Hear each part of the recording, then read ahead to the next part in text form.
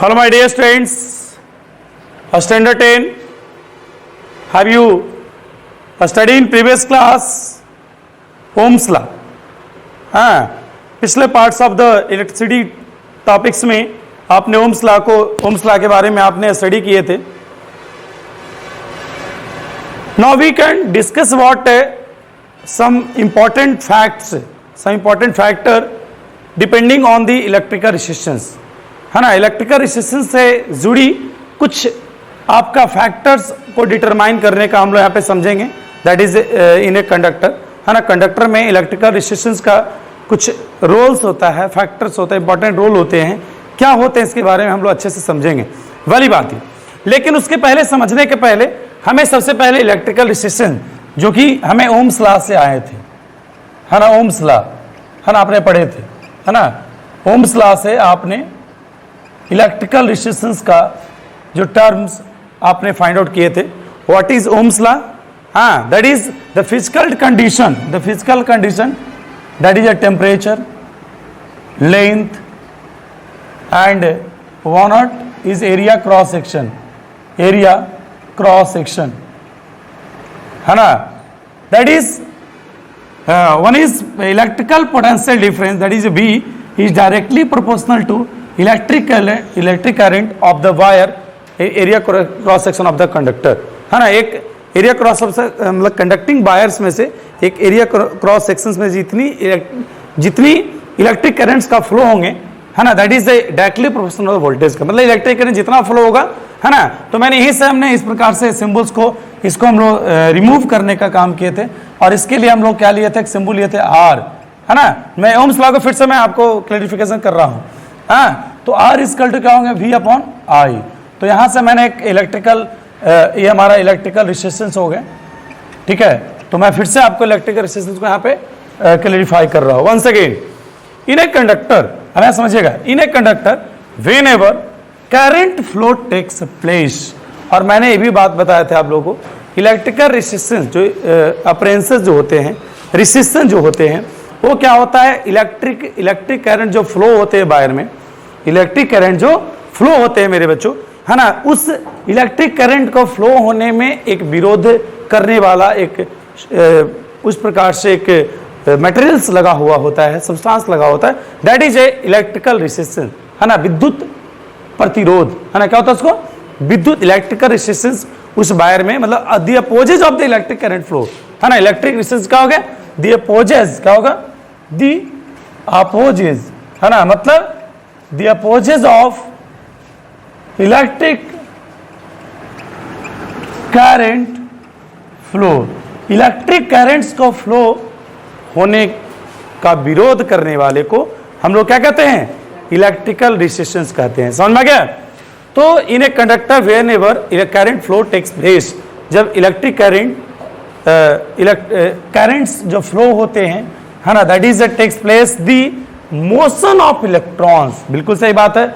Electric current जब flow होगा तो इलेक्ट्रिक करंट्स फ्लो होने का क्या कारण होता है, इलेक्ट्रॉन्स का मोशन, इलेक्ट्रॉन्स के गति के कारण तो इलेक्ट्रिक करंट फ्लो होते हैं, है ना.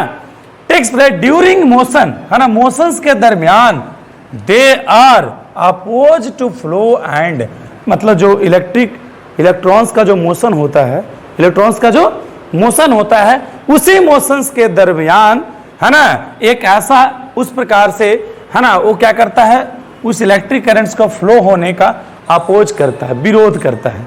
क्या करता है, विरोध करता है. और इसी को हम लोग इलेक्ट्रिकल रेजिस्टेंस कहते हैं. इसी को क्या कहते हैं, इलेक्ट्रिकल रेजिस्टेंस कहते हैं. पिछले क्लास में समझ गए होंगे. हाँ, ऐसा unit of electrical resistance is ohm, है ना. आपने पढ़े हुए थे ओम्स लॉ में. ओम साइंटिस्ट ने अपने जगह पे अपने यूनिट्स का, जैसे जिस तरह से आइंस्टीन ने अपना, न्यूटन ने अपना यूनिट दिया है, ठीक है, उसी तरह से इन्होंने भी सब अपना नाम पहचान और व्यक्तित्व को पहचानने के लिए, हमेशा बने रहने के लिए अपना नाम का यूनिट दे दिया, ओम, है ना. समझ में आ रहा है. और इसका सिंबल्स को इस प्रकार से दिया जाता है ना, बड़ा घुंडमिला है, इस प्रकार से ऐसा करके देंगे, है ना. ठीक है, तो ध्यान से दीजिएगा. चलिए, अब हमारा बात आती है काम की. जो हमारा जो पॉइंट है, point of view have to learn in this topic. इस टॉपिक में क्या पढ़नी है, फैक्टर्स बीच डिटरमाइन दी, है ना, फैक्टर बीच डिटरमाइंस, है ना, जो इसमें जो एक इलेक्ट्रिकल रेजिस्टेंस जो मैंने पढ़ा है अभी कुछ देर पहले, जो कंडक्टर में कुछ फैक्टर आते हैं, है ना, उसका कुछ गुण है ना, मतलब इलेक्ट्रिक करंट जो वायर हो गए, कंडक्टर वायर होंगे, उसमें कुछ गुण होते हैं। क्या गुण होते हैं भाई, समझिएगा, गुण या अवगुण जो भी समझिए। The resistance of conductor, resistance of, क्या समझिएगा, रेजिस्टेंस ऑफ कंडक्टर मतलब उस कंडक्टर का जो रेजिस्टेंस होगा, जो प्रतिरोध होगा, जो क्या करता है, इलेक्ट्रिक करंट को क्या करता है, फ्लो करता है ना, फ्लो होने से अपोज करता है ना, इलेक्ट्रिक करंट का फ्लो का अपोज करता है, विरोध करता है।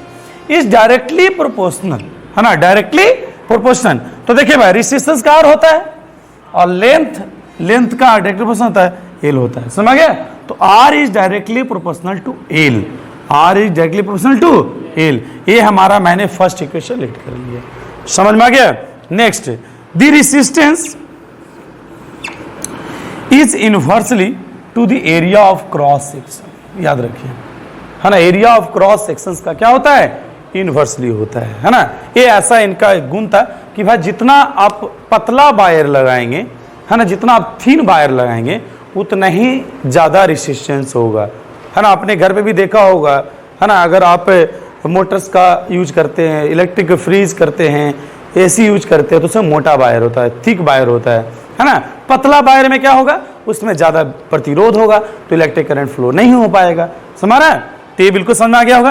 तो यहाँ से क्या सब्सटेंस का मटेरियल था, तो यहाँ से मैंने आर, है ना, और एरिया का क्रॉस सेक्शन हमारा इन्वर्सली पोजीशन हो गया, ये हमारा सेकेंड इक्वेशन हो गया, ठीक है, बात समझ गया।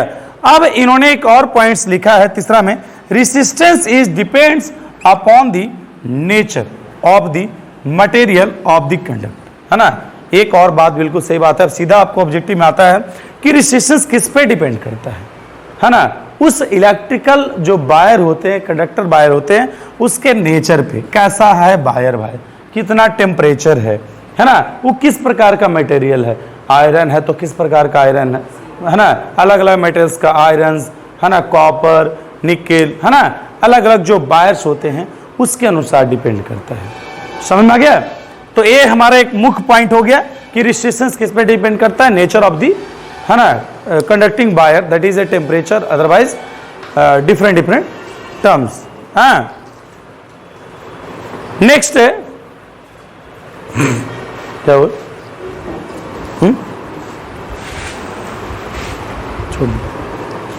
नेक्स्ट इज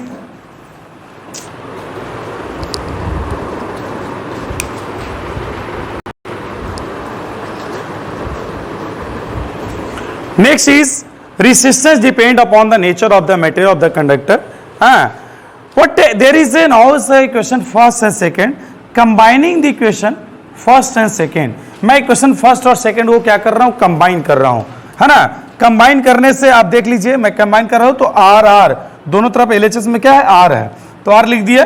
अब इस रो को हमें एक प्रकार से रिमूविंग करेंगे, हटाने के, जिस तरह से मैंने रेजिस्टेंस को, है ना, ओम्स लॉ में मैंने पढ़ा था, बीच डायरेक्टली प्रोपोर्शनल टू आई, तो उसको रिमूव करके हम आर दिए थे, जो कि रेजिस्टेंस प्राप्त हुआ था।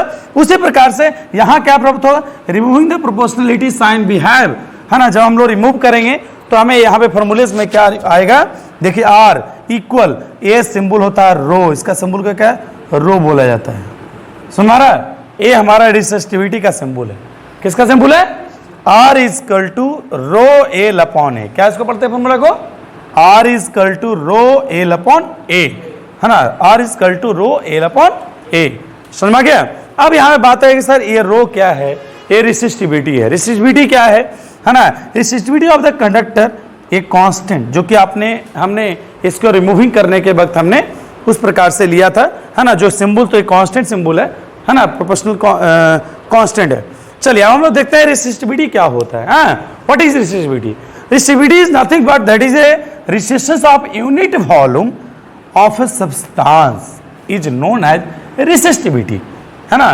रेसिस्टिविटी क्या होता है भाई, एकांक, है ना, घन, मतलब कहने का मतलब that is a unit volume of a substance is known as resistivity, मतलब रेजिस्टेंस का यूनिट वॉल्यूम, है ना, रेजिस्टेंस का यूनिट वॉल्यूम्स को हम क्या बोलते हैं, रेसिस्टिविटी। ये डेफिनेशन आप याद कर लीजिए, क्वेश्चन आपका आता है पीबीआई, याद रखिएगा, है ना। रेसिस्टिविटी क्या होता है, रेजिस्टेंस का, है ना, यूनिट वॉल्यूम क्या कहलाता है, उस सब्सटेंस का रेसिस्टिविटी कहलाता है ना।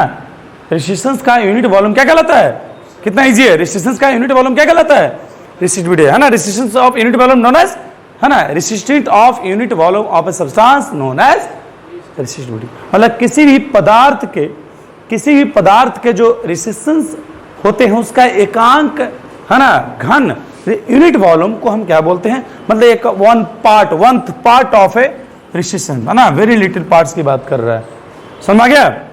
तो अब यहाँ पे बात करते हैं रेसिस्टिविटी की यूनिट की बात करते हैं। रेसिस्टिविटी की यूनिट की बात करने के लिए हम लोग ये समझ लेते हैं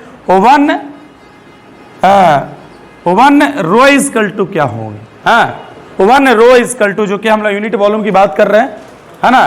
तो यहाँ देखिए फॉर्मूला क्या है, R is equal to rho L upon A, R is equal to rho L upon A, ये समझिएगा जो अपने इस तरह से फॉर्मूले को गेट किए हैं, है ना। तो यहाँ देखिए रो को हम निकालना चाह रहे हैं, रो, तो यहाँ क्या हो जाएगा, ए इधर मल्टीप्लाई हो जाएगा और एल क्या हो जाएगा, नीचे डिवाइड हो जाएगा, समझ में आ गया, बोलिए। तो rho is equal to R into A upon L, है ना, इस प्रकार से R into A upon L, R into A upon L. अब यहाँ देखिए मैंने क्या किया है, एक वन रो निकालने के लिए 1 ओम 1 मीटर स्क्वायर, है ना, 1 मीटर से मीटर कैंसिल हो गया, क्या हो गया, 1 equal to 1 metre, 1 ohm metre, है ना, 1 एम, यहाँ में एम आएगा ना, है ना, 1 ओम मीटर, क्या होगा 1 ओम मीटर, है ना, 1 ओम मीटर। तो ऐसा यूनिट ऑफ रेसिस्टिविटी क्या हो गया भाई, ओम मीटर, क्या हो गया, ओम मीटर, याद रखिएगा बस हमारा। और रेसिस्टेंस का ऐसा यूनिट क्या होता है, ओम, और रेसिस्टिविटी का ऐसा यूनिट क्या होता है, ओम मीटर, समझ आ गया। तो इस यहां से भी समझ सकते हैं कि we study what resistivity, but there is something, the basic is resistance. Resistivity को समझने के लिए हमारा बेसिक क्या है, रेसिस्टेंस है, समझ गया। चलिए ये हो गया। यहाँ पे एक और बात है, जो फॉर्मूला हमारा आया है ये तो बिल्कुल आप समझ गए, लेकिन फिर भी यहाँ पे हम रिलेट कर देते हैं। आर क्या है, रेजिस्टेंस ऑफ कंडक्टर है, ए क्या है, area of cross section of the conductor है, और एल क्या है, लेंथ ऑफ द कंडक्टर है ना। एल क्या है, length of the conductor, L क्या हो गया, लेंथ ऑफ द कंडक्टर, ये लंबाई हो गया वायर का, ये क्या है, एरिया हो गया, और ये क्या हो गया, रेजिस्टेंस हो गया, जो कि मैंने इसी से लेकर चला है। समझ में आ गया यहाँ तक, कोई दिक्कत, नो प्रॉब्लम, है ना। Now we can discuss what important fact. अब देखिए यहाँ पे आपने पढ़ा है कि रेजिस्टेंस जो है, resistance of any conductor of the resistance depends on nature and its temperature, but there is students resistivity not depends of, है ना, resistivity of substance जो है वो किसी भी वायर की लंबाई और मोटाई ये किसी पर डिपेंड नहीं करता है, याद रखिएगा। आपको एग्जाम में आ सकता है कि रेसिस्टिविटी किसी भी इलेक्ट्रिकल वायर के, कंडक्टिंग वायर का, है, उसके नेचर पे डिपेंड करता है कि नहीं करता है ना। तो ये आप आसानी से बना सकते हैं, समझ गया। नेक्स्ट है ना, नेक्स्ट जो हमें कुछ और भी पॉइंट्स में बतानी है, some that is a materials of the resistivity we have to discuss what, है ना, ओके, सम फ्यू पॉइंट्स, है ना, some few minutes I will discuss about some material of the resistivity, okay.